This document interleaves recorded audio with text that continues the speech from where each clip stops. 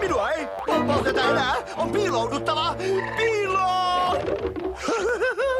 Ensin pompin vähän, sitä ei jätä tähän. Mä jatkan sen näin taitain ja pakostakin pomppien todellisen voimallisen pompun sellaisen.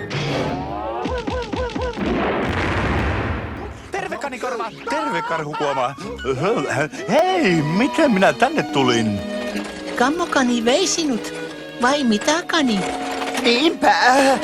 Ja vei kengänsäkin.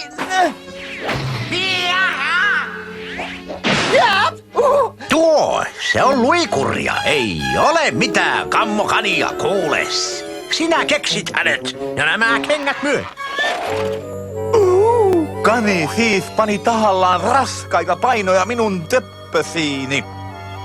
Hei, anna kun selitän. Kani, oi kamuseni, tiesit, että se vahvistaisi lihaksiani. Kiitos sinulle.